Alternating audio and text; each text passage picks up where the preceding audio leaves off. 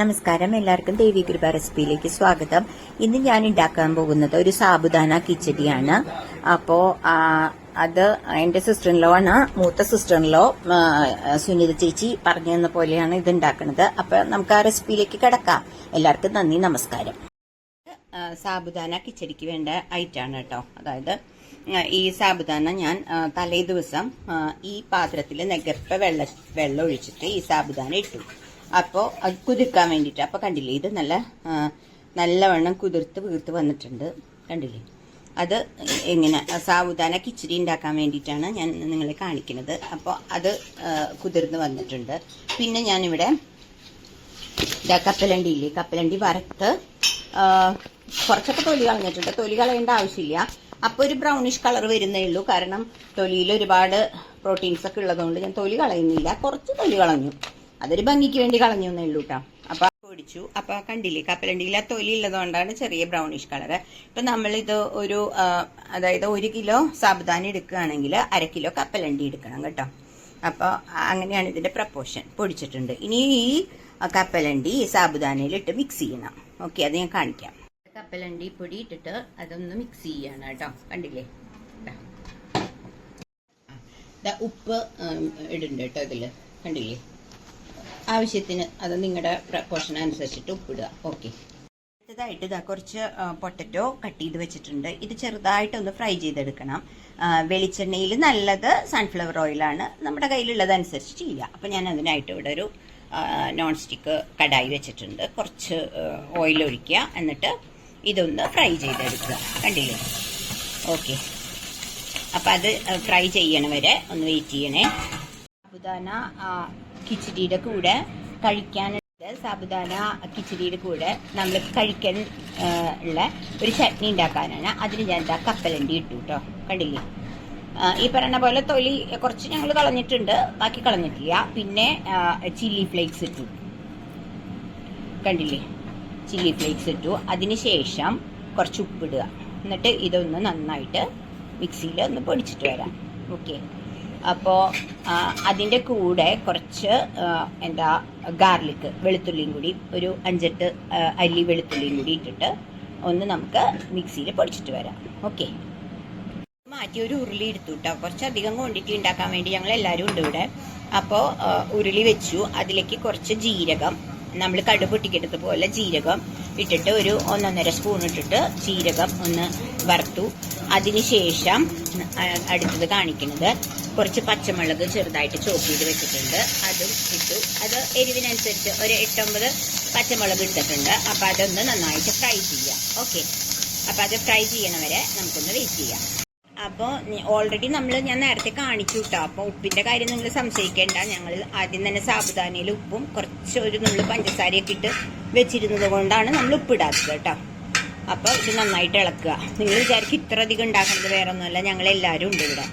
അപ്പോൾ അതുകൊണ്ട് കുറച്ച് ഞങ്ങളുടെ ഫാമിലി മൊത്തം ഉണ്ട് ഇവിടെ.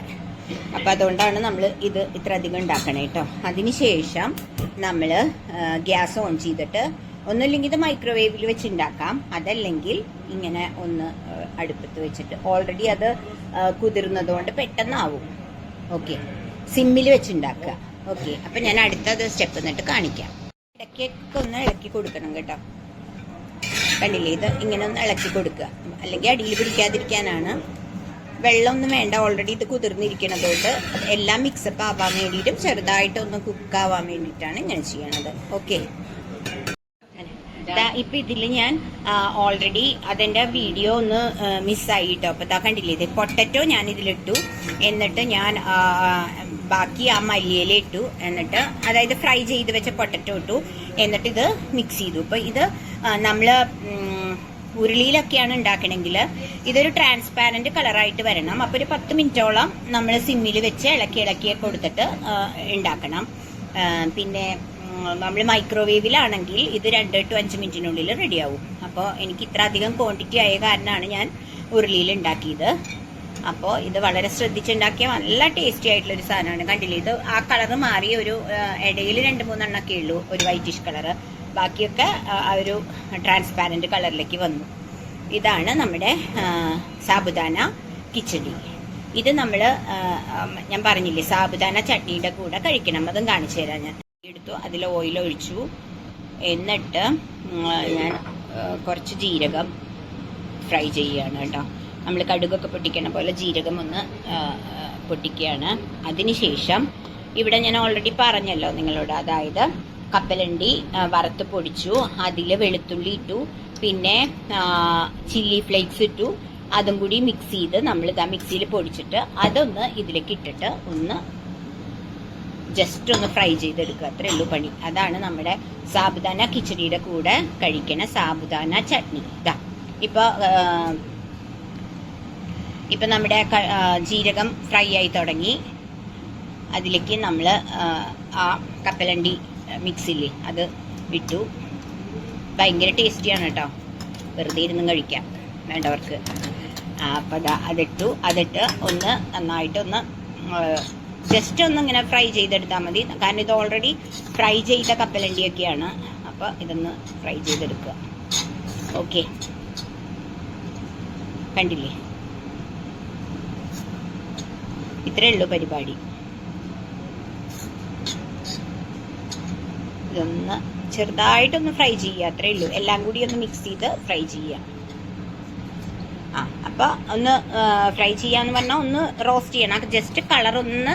അപ്പോൾ അത് കപ്പലണ്ടിയുടെ കൂടെ നമുക്ക് ആവശ്യത്തിന് കുറച്ച് പഞ്ചസാര ഇടുക.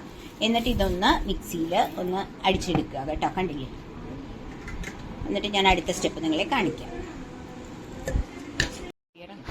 ഇപ്പം ഞാൻ ഈ കപ്പലണ്ടിയിൽ കുറച്ച് പഞ്ചസാര ഇട്ടിട്ടുണ്ട് കേട്ടോ.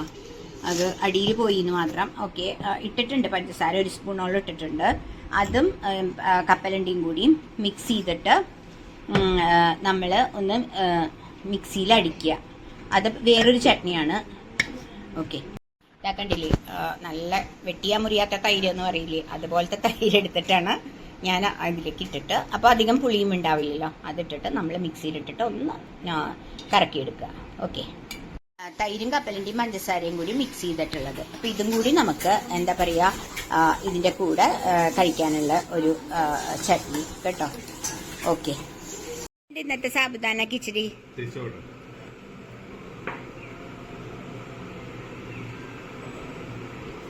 Okay, thank U.